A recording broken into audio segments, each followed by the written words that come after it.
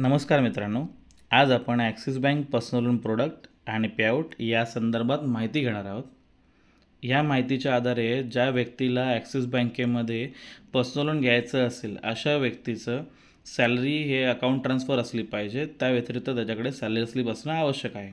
त्या व्यक्तीचं वय हे मिनिमम 21 वर्ष असणं लोन घेण्यासाठी आवश्यक आहे. ज्या व्यक्तीची सॅलरी ही ॲक्सिस बँकेच्या अकाउंटमध्ये येते अशा व्यक्तीचा 15,000 जरी पगार असेल तरी त्याला ॲक्सिस बँक लोन देते.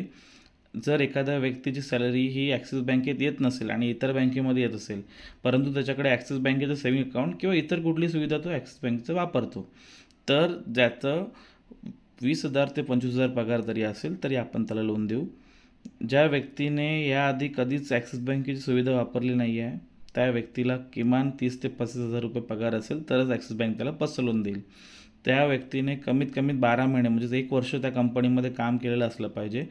जर तो नवीन कंपनीमध्ये आत्ताच लागला 1-2 महिन्यापूर्वी तर पाठच्या कंपनीचं पुरावा आणि या कंपनीचं पुरावा कागदोपत्री असणं त्याच्याकडे आवश्यक आहे आणि लोन घेताना त्याला ते देणं गरजेचं आहे. VLE पेआउट हा 1% प्रत्येक फाईलमागे मिळतो आणि उदाहरणार्थ जर एखाद्या VLEने 10 लाखाची डिस्बर्समेंट केली तर तो व्यक्ती 10,000 रुपये कमवू शकतो आणि जर प्रत्येक महिन्यात तो सतत त्या प्रकारे 10 लाखाची डिस्बर्समेंट करतोय तर 10,000 रुपये प्रत्येक महिन्यात तो कमवू शकतो आणि बिझनेस वाढवू शकतो.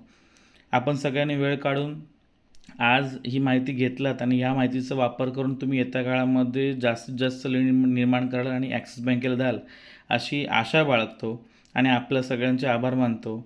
धन्यवाद. जय महाराष्ट्र.